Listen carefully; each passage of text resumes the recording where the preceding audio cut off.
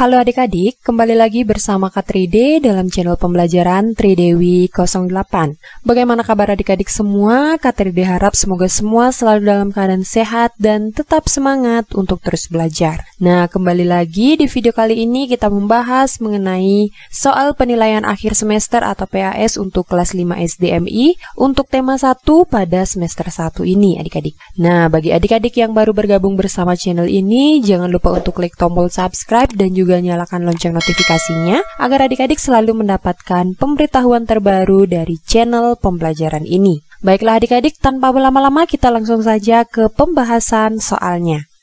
Nah adik-adik, ini adalah soal penilaian akhir semester atau PAS untuk tema 1 mengenai organ gerak hewan dan manusia pada kelas 5 di semester 1. Oke, baiklah, kita langsung saja ke soal yang pertama. Siswa kelas 5 SD Pelita Negeri bermusyawarah untuk menyelesaikan masalah di kelasnya. Kegiatan tersebut sesuai dengan pengamalan Pancasila sila ke titik-titik. Oke, di sini ada kata kuncinya bermusyawarah adik-adik. Nah, untuk bermusyawarah itu berkaitan dengan Pancasila sila keempat yang berbunyi kerakyatan yang dipimpin oleh hikmat, kebijaksanaan dalam permusyawaratan dan perwakilan. Nah, jadi jawaban nomor 1 adalah option yang D. Oke, kita perhatikan di sini ada sila pertama yaitu berkaitan dengan ketuhanan adik-adik. Kemudian sila kedua itu berkaitan dengan kemanusiaan dan sila ketiga itu berkaitan dengan persatuan. Kemudian kita lanjut ke soal nomor 2. Berikut ini perilaku yang tidak sesuai dengan nilai-nilai Pancasila adalah yang tidak sesuai, yaitu yang A, bersikap adil. Nah, bersikap adil itu merupakan perilaku yang sesuai dengan nilai Pancasila. Kemudian berkata sopan juga sesuai. Nah, di sini ada berbuat curang adik-adik. Nah, berbuat curang itu tidak sesuai dengan nilai-nilai Pancasila, maka perilaku yang tidak sesuai dengan nilai Pancasila adalah berbuat curang. Nomor 2 jawabannya C.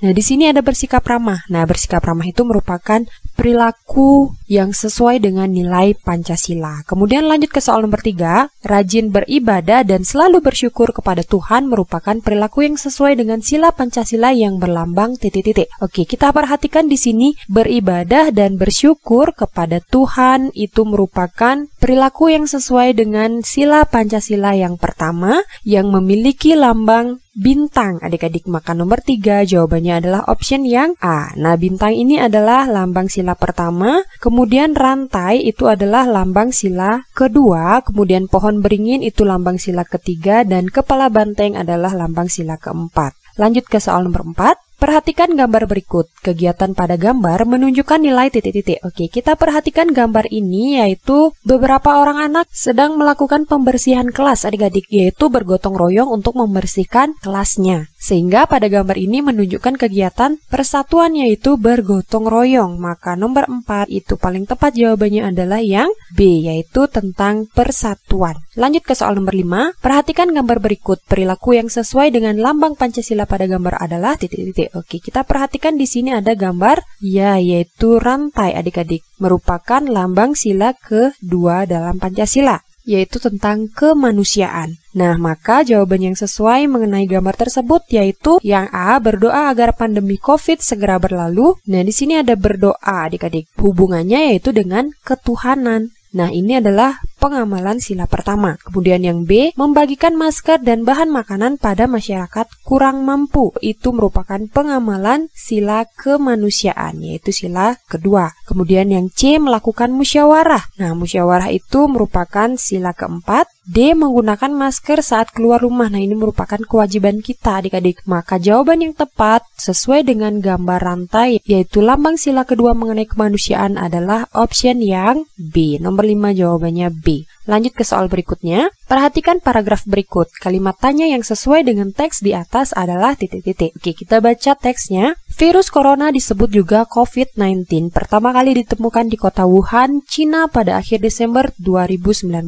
Virus ini menular sangat cepat dan menyebar hampir ke semua negara di dunia termasuk Indonesia. Untuk menekan penyebaran virus ini, Indonesia memberlakukan kebijakan pembatasan sosial berskala besar atau PSBB. Nah, kalimat tanya sesuai dengan teks di atas adalah yang A. Siapa yang menemukan virus corona? Nah, untuk yang A di sini ada siapa adik-adik? Siapa itu menanyakan orang atau pihak yang terlibat, sementara pada teks di sini tidak disebutkan adik-adik. Maka nomor A itu tidak cocok. Kemudian yang B, di mana virus corona ditemukan pertama kali? Nah, di mana itu menanyakan tempat adik-adik. Jadi, di teks ini disebutkan bahwa pertama kali virus corona tersebut ditemukan di kota Wuhan. Nah, maka opsi yang B ini ada jawabannya pada teks, sehingga kalimat tanya yang sesuai dengan teks itu adalah yang option B. Nah, kemudian di sini ada kapan. Kapan itu menanyakan waktu kejadian adik-adik. Kapan Indonesia melakukan PSBB? Nah, di teks itu tidak disebutkan. Hanya saja Indonesia dikatakan memberlakukan PSBB saja. Sehingga nomor C bukan. Kemudian yang D itu ada berapa jumlah. Nah, berapa itu menanyakan banyaknya adik-adik. Sementara pada teks ini tidak disebutkan berapa jumlah pasien virus corona. Maka jawaban yang paling tepat adalah option yang B. Lanjut ke soal nomor 7. Kata tanya yang berfungsi sebagai penanya alasan atau sebab sebuah peristiwa terjadi adalah titik-titik. Oke, yang A itu ada apa?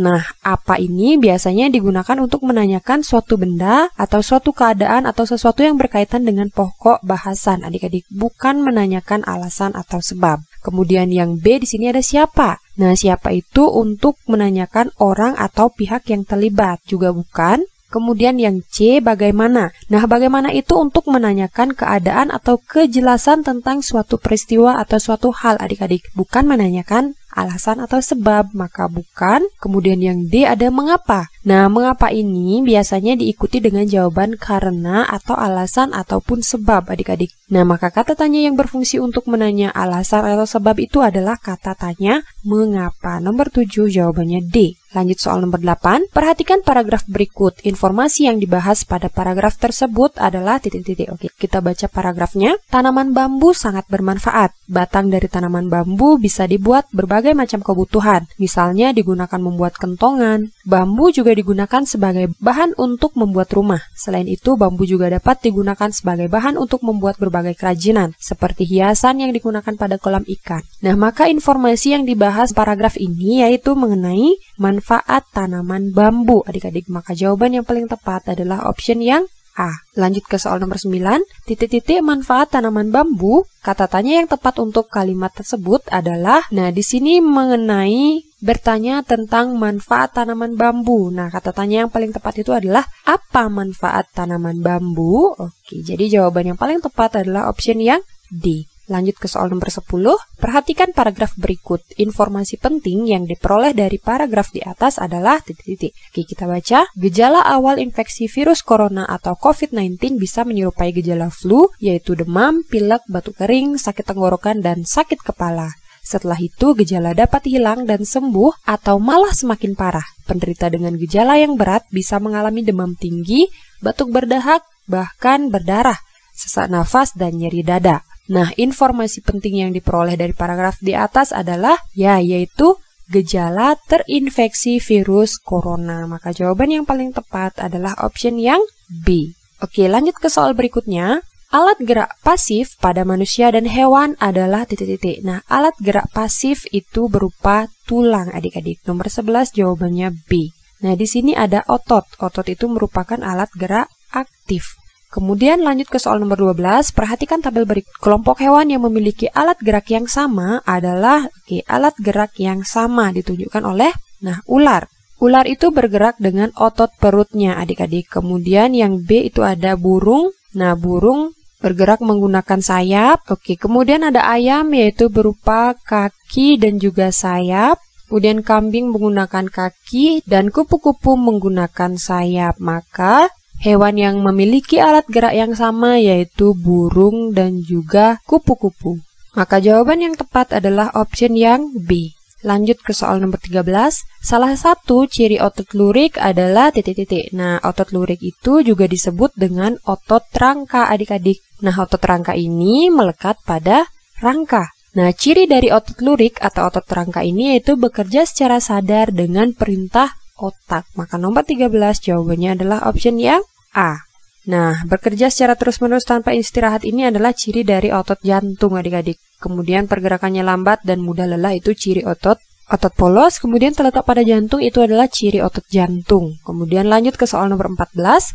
Perhatikan gambar berikut. Bagian tulang yang diberi warna tebal pada gambar disebut dengan titik-titik. Oke, tulang ini disebut dengan tulang lengan atas. Nomor 14 jawabannya adalah yang A. Lanjut ke soal nomor 15, gambar berikut yang menunjukkan kelainan tulang lordosis. Nah, kelainan tulang lordosis itu adalah tulang belakang membengkok ke depan adik-adik, sehingga kita seperti menengadah seperti itu.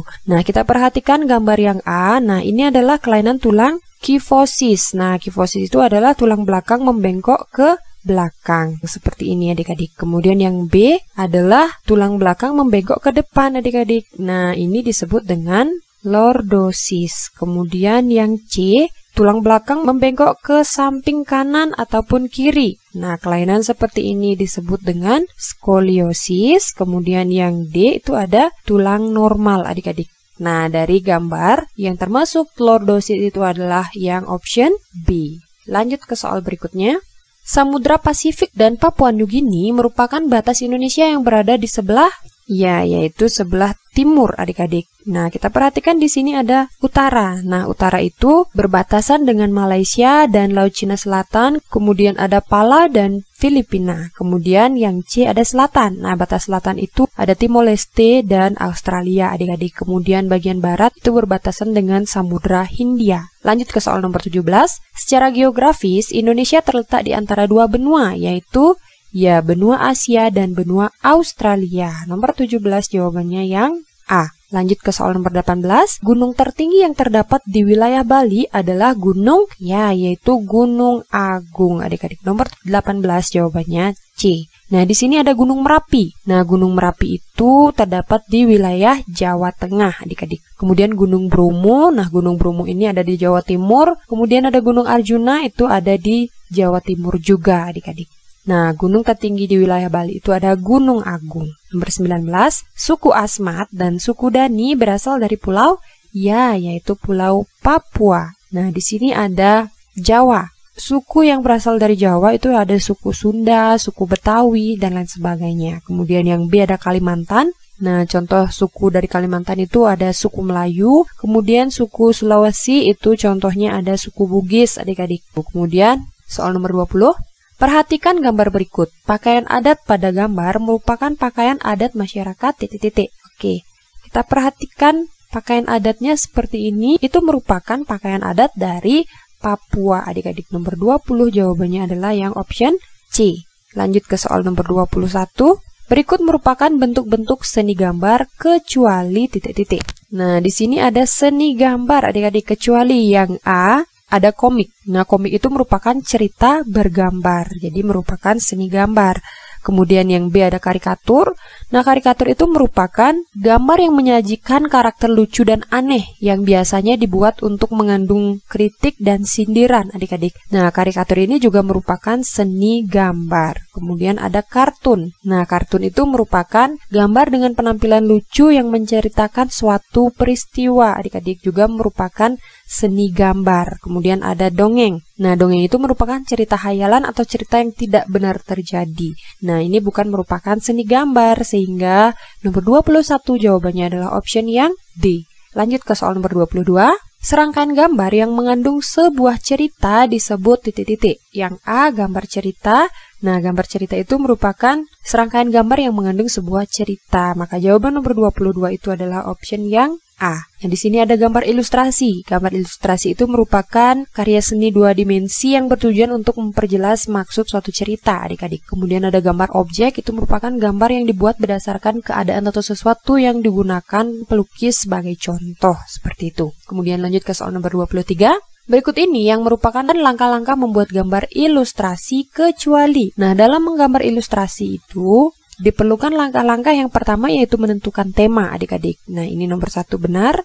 Kemudian yang kedua menentukan jenis gambar ilustrasi. Kemudian yang ketiga menggambar sketsa. Oke, di sini ada menggambar sketsa benar. Kemudian yang keempat itu mengarsir atau mewarnai gambar. Nah, yang C juga benar. Nah, dalam langkah membuat gambar ilustrasi itu tidak termasuk memotong kertas. Nah, maka nomor 23 yang bukan merupakan langkah membuat gambar ilustrasi adalah memotong kertas. Lanjut ke soal nomor 24, gambar yang menyajikan karakter lucu dan aneh yang biasanya dibuat mengandung kritikan atau sindiran disebut dengan yaitu karikatur. Adik-adik, seperti yang Kak Tride jelaskan tadi. Lanjut ke soal yang terakhir, yaitu berikut ini merupakan unsur-unsur sampul buku, kecuali. Berarti yang ditanyakan yang bukan merupakan unsur sampul buku. Yang A, terdapat judul yang menarik, itu sudah jelas merupakan unsur sampul buku. Kemudian terdapat nama penulis juga sangat penting dalam pembuatan sampul buku. Kemudian terdapat identitas penerbit juga merupakan unsur sampul buku. Terdapat alamat penulis. Nah, di sini ada alamat. Jadi itu tidak harus ada dalam sampul buku adik-adik. Maka nomor 25 jawabannya yang D. Oke, baiklah adik-adik, demikian pembahasan mengenai soal penilaian akhir semester untuk kelas 5 SDMI tema 1 semester 1 yang bisa Kak Tride sampaikan. Semoga apa yang Kak Tride sampaikan dan apa yang Kak Tride jelaskan dapat bermanfaat dan dapat kalian pahami. Nah, apabila video ini bermanfaat bagi kalian, jangan lupa untuk like, komen, dan juga share video ini sebanyak-banyaknya agar semakin banyak teman-teman kalian di luar sana yang mengetahui pembahasan mengenai soal penilaian akhir semester untuk tema 1. Dan jangan lupa juga untuk selalu dukung channel ini dengan cara klik tombol subscribe dan nyalakan lonceng notifikasinya agar adik-adik selalu mendapatkan pemberitahuan terbaru dari channel pembelajaran ini. Baiklah adik-adik, akhir kata Kak Tride ucapkan terima kasih dan sampai jumpa pada video selanjutnya.